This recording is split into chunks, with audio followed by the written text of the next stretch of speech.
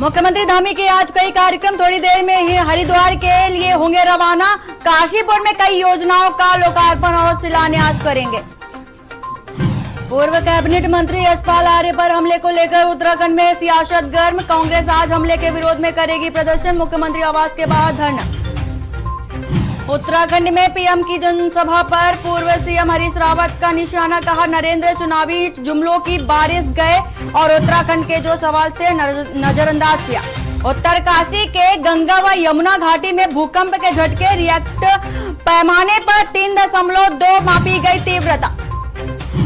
उत्तराखंड में शनिवार को कोरोना के 10 नए संक्रमित मिले। एक मरीज की हुई मौत। सक्रिय मरीजों की संख्या 173 हो गई। उत्तराखंड में रोडवे चालकों के लिए फरमान। तय मार्ग पर बस नहीं चलाई तो वेतन से कटेंगे 5,000। आप देख रहे हैं के न्यूज, खबरों का सारथी। नमस्कार, मैं हूं वंदना पांडे और आप देख रहे हैं के न्यूज इंडिया। और सीधे चलते हैं हरिद्वार, जहां पर सीएम धामी क्या कुछ करे। हमारे धार्मिक क्षेत्रों में काम करने वाले पूज्य संतगण, सभी का आशीर्वाद लो, सभी का आशीर्वाद लेकर जो उनकी सोच है, उनकी सोच के अनुसार सरकार को आगे चलाने का काम करें, आगे बढ़ाने का काम करें। अभी आप सबके बीच में से, चूंकि आज मुझे पता नहीं था कि आप सब लोग इतनी बड़ी संख्या में यहां पर उपस्थित होंगे, चूंकि आज मेरे बहुत दिन भर के बहुत व्यस्त कार्यक्रम हैं, लेकिन फिर ये हुआ कि आप सब लोगों में से बहुत सारे, क्योंकि पूज्य संतगणों का भी अपना अपना कार्यक्रम रहता है, सभी संतगण लगातार अपने प्रवास में रहते हैं, जगह जगह उनके अपने कार्यक्रम लगे होते हैं। तो फिर ये बना कि बीच में, चूंकि आज दिन भर के पहले से कार्यक्रम निर्धारित हो चुके थे, लेकिन मैं आपको सच बताऊं, जब कभी भी अभी जब से मैं मुख्य सेवक के रूप में काम कर रहा हूं, कम से कम 15-20 बार मेरा हरिद्वार आना हो गया है। और उससे पहले तो सैकड़ों हजारों बार हरिद्वार आना हुआ है। और इस पवित्र भूमि में आना हर बार अपने आप में सौभाग्य होता है। और आप सब लोगों का आशीर्वाद मिल जाए तो उस पर सोने पर सुहागा। पिछले दिनों एक बात पिछले 2 साल से लगातार संतों के बीच में चल रही थी, देवस्थानम एक्ट को लेकर। और मैं 4 जुलाई को जैसे ही मैंने मुख्य सेवक के रूप में काम करना शुरू किया, तो विभिन्न संतों के माध्यम से, हक हकूकधारियों के, हमारे महापंचायत के लोगों के द्वारा, उस क्षेत्र के हमारे जनप्रतिनिधियों के द्वारा, धार्मिक संगठनों के लोगों द्वारा, सामाजिक संगठनों के द्वारा, सभी तरफ से एक बात आ रही थी कि इस एक्ट में बदलाव होना चाहिए, इस एक्ट को वापस लिया जाना चाहिए। तो मैंने आते ही सबसे पहले हमारे जो वरिष्ठ नेता हैं मनोहर कांत ध्यानी जी, उनकी अध्यक्षता में एक हाई पावर कमेटी का गठन किया। और उस हाई पावर कमेटी ने लगातार 3 महीने तक काम किया। 3 महीने तक उन्होंने काम किया, बहुत सारी रिपोर्टें बनाई। उसमें अलग अलग सबके मत आए। किसी का मत था कि इसमें थोड़ा संशोधन करना चाहिए, किसी का मत था इन मंदिरों को नहीं शामिल करना चाहिए, किसी का मत था कि इसमें से ये धारा खत्म कर देनी चाहिए। बहुत सारे लोगों ने कहा कि इस एक्ट को खत्म कर देना चाहिए। तो बड़ी विचित्र प्रकार की स्थिति थी। उसमें से रास्ता निकालना भी कठिन था, क्योंकि बात इतनी आगे बढ़ गई थी, पक्ष विपक्ष दोनों प्रकार के हो रहे थे। लेकिन मैं मनोहर कांत ध्यानी जी का भी धन्यवाद करना चाहता हूं कि उन्होंने अपने उसमें सुझाव भी लिखे, दोनों प्रकार के उनके सुझाव आए। उसके बाद हमने मंत्रिमंडल की उप समिति बनाई और मंत्रिमंडल की उप समिति ने अपनी संस्तुति दी और उसमें उन्होंने जिस प्रकार से भी जो रिपोर्ट आई थी, उस रिपोर्ट पर उन्होंने भी अपना एक जो होता है उसमें लिख कर दिया। चूंकि मैंने 30 नवंबर की डेडलाइन तय की, मैं केदारनाथ जी में गया था, तो वहां माननीय प्रधानमंत्री जी का प्रोग्राम होने वाला था। उससे पहले वहां केदार सभा के लोग, हमारे चारों धामों के लोग, सारे लोग एकत्र हुए और उन सबके समझ से बात आई थी तो वो बोले कि आज ही यहीं पर भंग कर लिया। जब मैं वहां गया तो अभी आप सुन रहे थे सीएम पुष्कर सिंह धामी को, जिन्होंने देवस्थानम बोर्ड को लेकर कहा कि अलग अलग मत आ रहे थे, जिसको लेकर एक कमेटी बनाई और कमेटी में जैसा उन्हें आउटपुट मिला उसके नजरिए को देखते हुए उन्होंने देवस्थानम बोर्ड को लेकर एक पक्ष रखा और फैसला भी सुनाया। अब बढ़ते खबर की ओर। देहरादून से खबर है, मुख्यमंत्री पुष्कर सिंह धामी के कार्यक्रम के बारे में बता रहे हैं। हरिद्वार में है पुष्कर सिंह धामी और हरिद्वार के निरंजनी अखाड़ा में पुष्कर सिंह धामी पहुंच गए हैं और वहां पर निरंजनी अखाड़ा कार्यक्रम में शिरकत कर रहे हैं। काशीपुर इसके बाद पहुंचेंगे और उधम सिंह नगर के उदय राज इंटर कॉलेज में कार्यक्रम में शिरकत भी करेंगे धामी जी। और काशीपुर विधानसभा क्षेत्र की कई योजनाओं का लोकार्पण और शिलान्यास भी करेंगे सीएम पुष्कर सिंह धामी और इसके साथ ही जनसभा को भी संबोधित करेंगे। इससे पहले अभी आप सीएम पुष्कर सिंह धामी को सुन रहे थे। उन्होंने कहा कि उन्हें उम्मीद नहीं थी कि इतनी बड़ी संख्या में लोग यहां पर मौजूद होंगे और उन्होंने इस मसले को लेकर के भी खुशी जाहिर की। और आगे की बात अगर करें तो करीब 1:30 बजे के करीब खटीमा के रामलीला मैदान में पहुंचेंगे सीएम धामी और ऋण वितरण मेले में भी प्रतिभाग करेंगे। 2:30 बजे के लगभग खटीमा के थारू विकास भवन पहुंचेंगे, वहां पर भी चर्चा करेंगे विभिन्न मसलों को लेकर।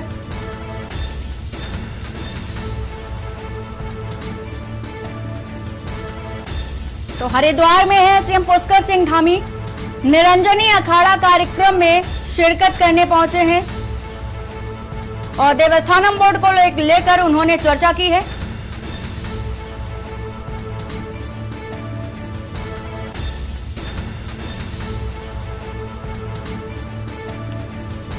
और इसी खबर को लेकर हमारे साथ संवाददाता हिना आजमी जुड़ी हुई हैं। हिना, सबसे पहले जानना चाहूंगी कि हरिद्वार में सीएम पुष्कर सिंह धामी हैं, उन्होंने देवस्थानम बोर्ड को लेकर भी चर्चा की। उन्होंने कहा कि देवस्थानम बोर्ड को लेकर के अलग अलग कमेटियां बनाई गई, उन्होंने अलग अलग मत इकट्ठा किए, जिसके चलते उन्होंने आगे का फैसला लिया। जी हाँ, बिल्कुल। पिछले 3 सालों से जो मामला अटका पड़ा था, तीर्थ पुरोहित, चार धाम के जो तीर्थ पुरोहित थे वह नाराज चल रहे थे। इसी मसले को लेकर के देवस्थानम बोर्ड भंग करने की मांग को लेकर के लगातार सड़कों पर उतर रहे थे, विरोध प्रदर्शन कर रहे थे। तो यहाँ पर उनके आंदोलन को एक तरह से विराम देने का काम यहाँ पर मुख्यमंत्री पुष्कर सिंह धामी ने किया है। जिस तरीके से ये अचानक फैसला लिया है देवस्थानम बोर्ड को भंग करने का, जैसे कि उन्होंने बताया, अभी चर्चा कर रहे थे हरिद्वार के निरंजनपुर अखाड़ा में, कि उनके लिए जो है तीर्थ पुरोहितों की या जो हमारे समाज है इनकी जो राय है, जो इनकी हित है, वही सर्वोपरि है। इसी के लिए इन्होंने जो मनोहर कांत ध्यानी है, जो कि उनकी अध्यक्षता में एक समिति का गठन किया था, जिसके बाद कई सारे सुझाव आए थे, जिसके बाद ये फैसला लिया गया था। और जो तीर्थ पुरोहित है उनको, उनके लिए जो उनकी नाराजगी को दूर करने के लिए यहाँ पर फैसला लिया गया था, क्योंकि काफी ज्यादा नाराज चल रहे थे। जैसे कि केदारनाथ दौरे पर प्रधानमंत्री नरेंद्र मोदी आए थे, तो उनके दौरे पर भी विरोध किया था कई सारे तीर्थ पुरोहितों ने। इसके अलावा जो पूर्व मुख्यमंत्री रहे हैं और जिन्होंने ये जो गठन किया था देवस्थानम बोर्ड का साल 2019 में, उनका भी विरोध प्रदर्शन किया गया। यानी कि पूर्व मुख्यमंत्री जो त्रिवेंद्र सिंह रावत थे, उनको जो है केदारनाथ धाम के दर्शन नहीं करने दिए थे, केदार बाबा के। जिसके बाद जो है लगातार यहाँ पर भी काफी ज्यादा आक्रोशित रैली भी निकाली गई थी तीर्थ पुरोहितों द्वारा, जिसके बाद ये बड़ा फैसला धामी सरकार ने लिया और तीर्थ पुरोहितों की नाराजगी दूर करने का यहाँ पर फैसला धामी सरकार ने लेते हुए ये देवस्थानम बोर्ड करने का फैसला लिया। ना बात यहाँ पर त्रिवेंद्र सरकार की आपने की, तो त्रिवेंद्र सरकार ने जिस तरह से देवस्थानम बोर्ड को लेकर ये निर्णय लिया था और एक पहल भी की थी, तो क्या वो कारण रहा था जिसके चलते ये जो देवस्थानम बोर्ड को भंग किया गया? और इससे पहले क्या कुछ बदलाव थे और इसके बाद जब भंग किया गया तो क्या कुछ परिवर्तन देखने को मिला?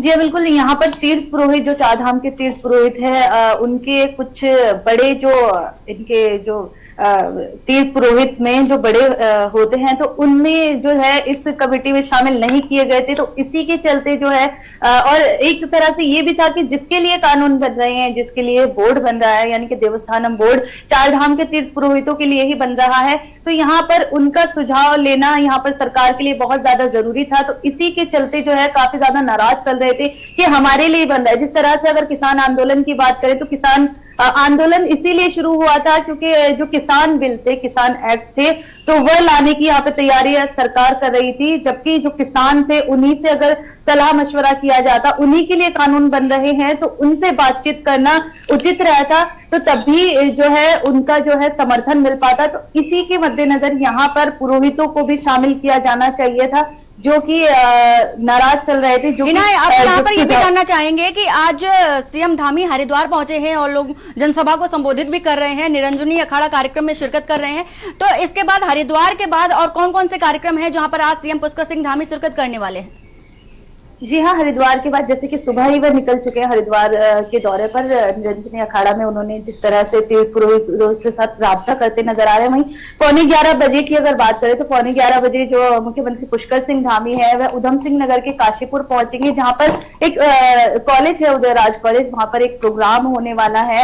वहां पर कार्य जो विधानसभा काशीपुर है उसकी जो उसकी कई सारी जो योजनाएं हैं उसका शिलान्यास करने वाले हैं और जनसभा को भी संबोधित करेंगे। इसके बाद मुख्यमंत्री पुष्कर सिंह धामी खटीमा के लिए रवाना हो जाएंगे और खटीमा के रामलीला मैदान में भी एक प्रोग्राम आयोजित होने वाला है। सहकारिता विभाग जो है वह एक प्रोग्राम करने वाला है जिसमें ऋण वितरण मेला लगाया जाएगा, जिसमें जो सहकारिता विभाग है वह ऋण देगा, यानी कि लोन के लिए जो चेक होता है वो वितरित करेगा। इसके बाद जो करीब 2:30 बजे खटीमा के थारू विकास भवन में यहाँ पर मुख्यमंत्री पुष्कर सिंह धामी जाएंगे, जहां पर युवाओं के लिए एक करियर कार्यशाला होगी, संवाद होगा। बिल्कुल बिल्कुल हिना, पुष्कर सिंह धामी के कार्यक्रम आज हैं जहां पर वो मुख्यमंत्री पुष्कर सिंह धामी कार्यक्रम में शिरकत भी करेंगे। युवाओं को बेसिकली वो युवाओं पर फोकस कर रहे हैं और युवाओं के लिए भी कई योजनाओं का भी शिलान्यास कर सकते हैं। पूरी जानकारी देने के लिए आपका शुक्रिया। तो यहाँ पर लगातार खबर हम आपको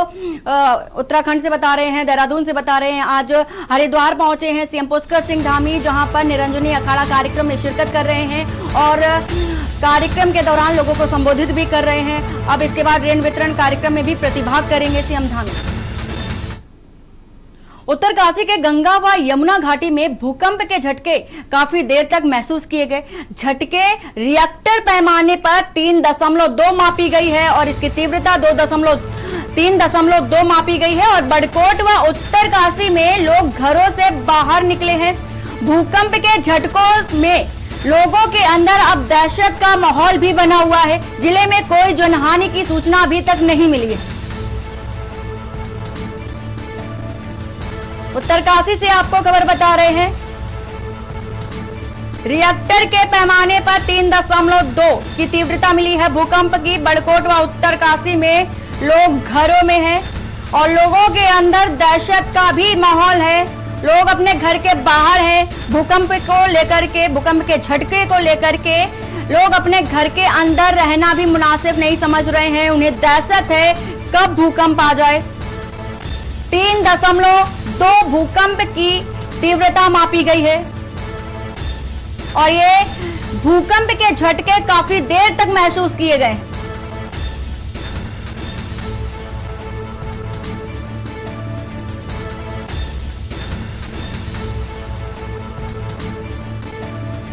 रिएक्टर पैमाने पर 3.2 मापी गई है भूकंप की तीव्रता और बड़कोट व उत्तरकाशी में लोग घरों से बाहर निकले हुए हैं।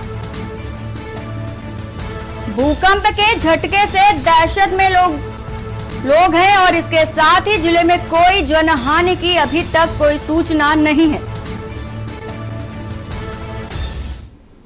देहरादून से खबर है, मुख्यमंत्री पुष्कर सिंह धामी के कार्यक्रम के बारे में बता रहे थे। हरिद्वार के लिए वो पहुंच चुके हैं और निरंजनी अखाड़ा कार्यक्रम में भी वो शिरकत कर रहे हैं। इसके साथ ही अगर बात करें, काशीपुर पहुंचेंगे, उधम सिंह नगर के उदयराज इंटर कॉलेज में भी पहुंचेंगे पुष्कर सिंह धामी। और इसके साथ ही अगर आगे की बात करें खबरों की, तो नैनीताल से खबर है, जहां उच्च न्यायालय के आदेशों के बाद नैनीताल के सेल हॉल में उप जिलाधिकारी की देखरेख में रेड क्रॉस क्रॉस सोसाइटी चुनाव प्रक्रिया संपन्न कराई जा रही है। उप जिलाधिकारी प्रतीक जैन ने बताया है कि रेड क्रॉस समिति के 1128 लाइफ टाइम मेंबरों के 20 लोगों ने सुबह अपना नामांकन करवाया है और जिससे से 10 लोगों को रेड क्रॉस संस्था के लोग वोट करेंगे, जिनमें से 10 लोग जिन्हें सर्वाधिक वोट मिलेंगे उन्हें विजय घोषित किया जाएगा।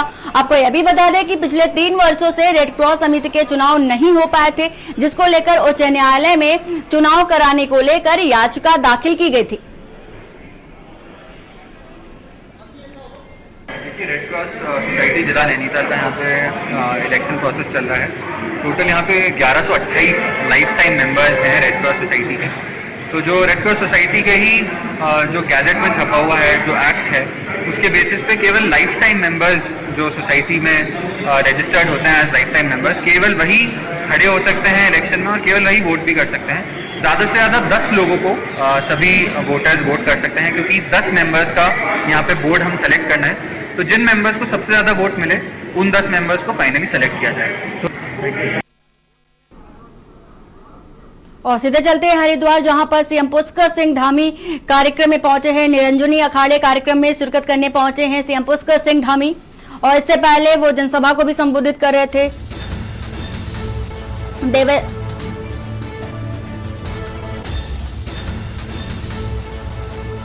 और देवस्थानम बोर्ड को लेकर भी उन्होंने चर्चा की।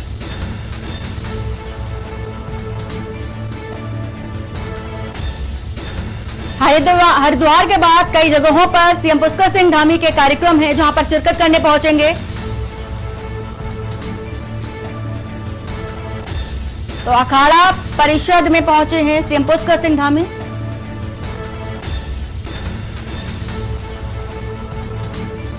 और साधु संतों के बीच सीएम पुष्कर सिंह धामी मौजूद हैं। ये लाइव तस्वीरें आपके सामने हैं।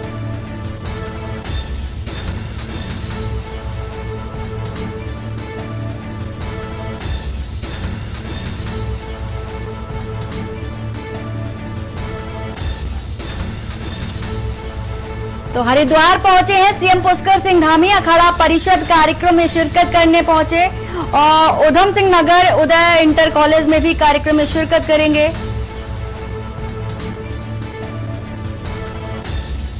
और जो तीर्थ पुरोहित हैं उनके बीच जाकर उनसे बातचीत भी की है सीएम पुष्कर सिंह धामी ने।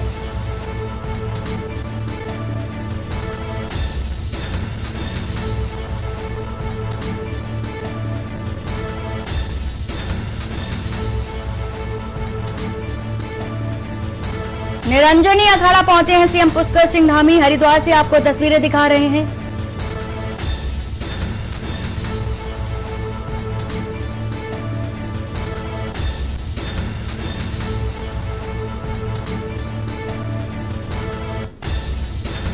और इसके बाद काशीपुर विधानसभा क्षेत्र की कई योजनाओं का लोकार्पण भी करेंगे सीएम धामी। सीएम धामी का फूल मालाओं से स्वागत भी किया जा रहा है।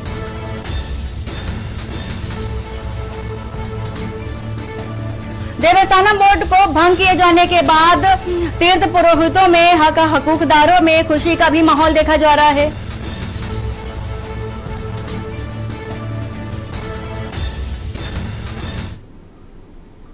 वक्त हो चला एक छोटे से ब्रेक का, जल्द हाजिर होते हैं। आप देख रहे हैं के न्यूज, खबरों का सारथी।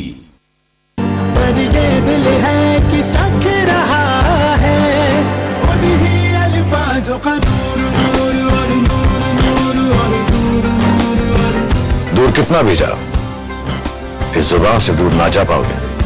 विमल, बोलो जुबान केसरी। करें अपने जीवन को कृतार्थ, सुने श्रीमद् भागवत कथा रोज प्रातः 6 बजे मेरे साथ सिर्फ के न्यूज इंडिया।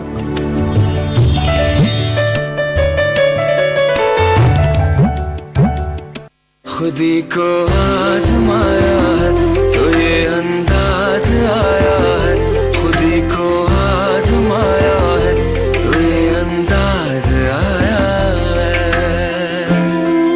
तुम में भी मैं हूं, शुद्ध प्लस पान मसाला। आप देख रहे हैं के न्यूज, खबरों का सारथी। ब्रेक के बाद आपका स्वागत है। उत्तराखंड में सत्तारूढ़ भाजपा एक बार फिर से 2022 में मोदी मैजिक के सहारे सत्ता में आने का ख्वाब देख रही है। यही वजह है कि आज प्रधानमंत्री नरेंद्र मोदी की देहरादून में विशाल जनसभा को आयोजन किया गया और प्रधानमंत्री की जनसभा में बड़ी संख्या में लोगों की भीड़ भी देखने को मिली। प्रधानमंत्री ने अपने संबोधन में एक और जहां उत्तराखंड से अपना गहरा लगाव बताया और इसके साथ ही विपक्षी दलों पर भी जमकर निशाना साधा।